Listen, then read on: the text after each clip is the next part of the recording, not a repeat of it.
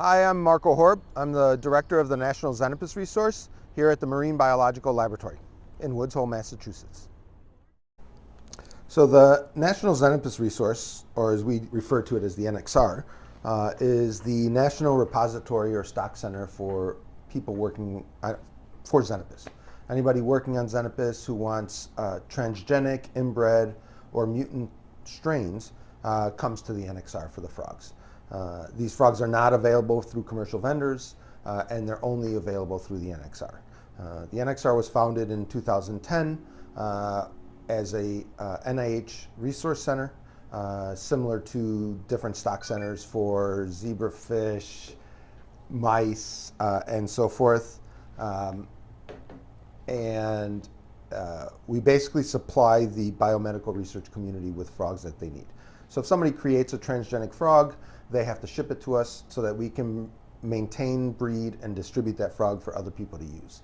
The idea is the government doesn't want to lose its investment that they make in individual researchers when they make different strains of frogs to allow these frogs to be available to others in the community. And that's a big part of what we do. The other part that the NXR does is we actually hold workshops for the community. So we have a genome editing workshop, a bioinformatics workshop, an imaging workshop, and this brings people here for a week, 10 days, to actually learn. We have lectures, they actually do experiments, and so forth. And so this is part of what the NXR is. It's sort of becoming the central hub for the Xenopus community. The cost prohibitive aspect of that is housing. And so I get people that come here for 4 weeks, 6 weeks, they do experiments here. They get away from their home institution, so they're freed up to do experiments. There's no administrative burden on them, and they're able to do the experiments here. I think the biggest thing about the MBL that sets it apart is that it specializes in aquatic animals. Not just marine animals, even though the marine is in the name.